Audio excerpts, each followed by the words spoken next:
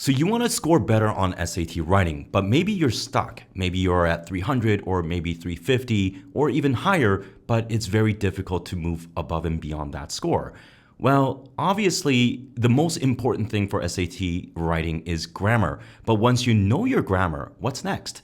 Well, in a 5-part video series, what I want to talk about are structural analysis techniques that you can use to improve your score right away.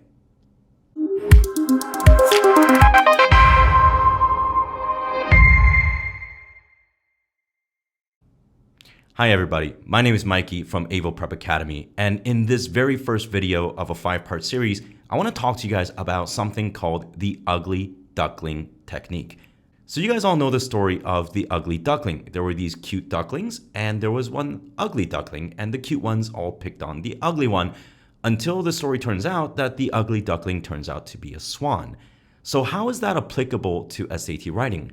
Well, in truth, it's actually applicable to all multiple choice questions. Because when you have a multiple choice test, like in SAT, where you have A, B, C, and D as your choices, only one of them could be right, while the other 3 are going to be wrong.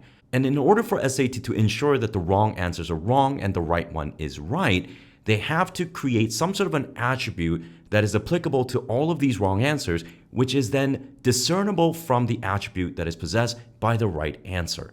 So by understanding this 3-to-1 ratio of what type of standards can we use to isolate these 3 answer choices as being incorrect while the other one stands to be true, well, that's going to help you a lot across many types of questions. So today, let's just take a look at a few of these examples right here on my iPad. So here we have our first question. And you can see that this is a verb question because the underlined portion under question 17 says represents. Now, let's read this out. Indeed, the markings on the wings of the monarch butterfly represents a phenomenon through which organisms can deter their natural predators. This coevolution of these patterns and yada yada yada. But if we think about how this question is actually set up, you'll notice that we have, well, represents in A, and then we have has represented, represent, and is representing as our 4 choices. And to be honest, on questions like this, I would say that you don't even need to read the context of the sentence because we have such a clear ugly duckling type of question here. Can anyone guess what the standard is with which we can segregate one answer from the other 3? I'll give you a minute.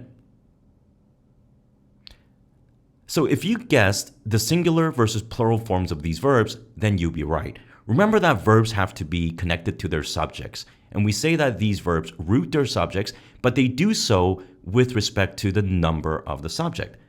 So for instance, in this case, we have it represents, we have it has represented, they represent, and it is representing. And notice how I'm using pronouns here. Yes, I can use markings or wings or monarch butterfly.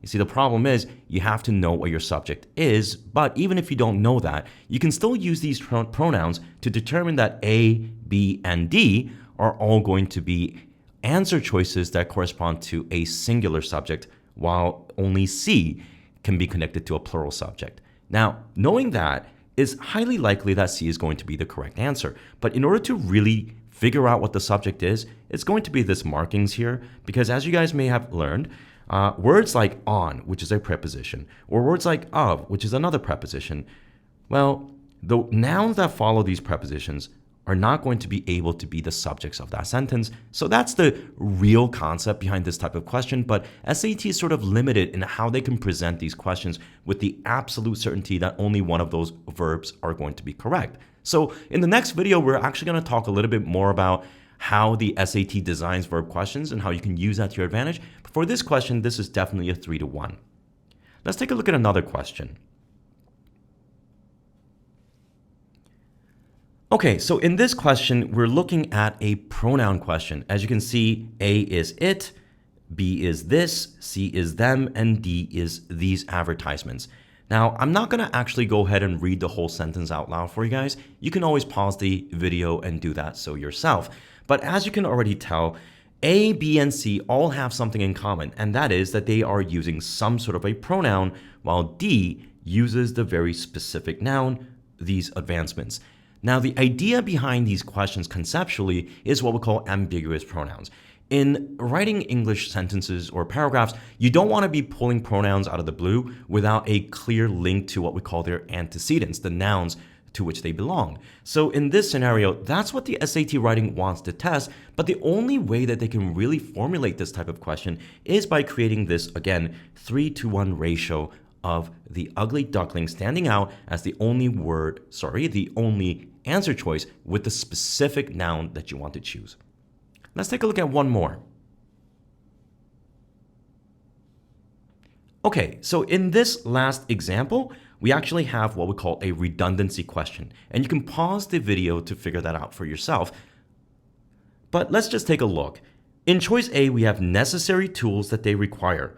In B, we have necessary tools. In C, we have tools necessary and required.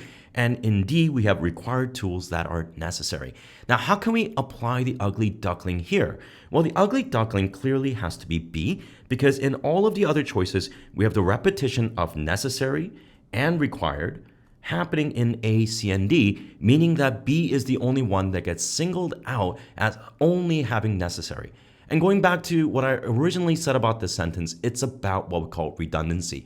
Necessary and required mean the same thing. So the SAT writing is saying, for the sake of efficiency and the sake of not repeating yourself, you may not want to use both words, but only pick one of them as the right word to use in this type of context. So guys, I hope this was helpful. And by no means, these verb, redundancy, and pronoun questions are not the only place that you're gonna find this ugly duckling thing happening. But the point that I want to try to make is that if you try to solve these exam questions as sort of a test writer instead of a student, thinking more about how would you develop these wrong answers and how would you separate those wrong answers from the right answer, then all of these 3-to-1 or the ugly duckling, however you want to call it, is going to become a little bit more clear. And if this can help you get 1 or even 2 questions right, then remember that at certain levels, that's a difference of 10, 20, even 30 points on certain curve years.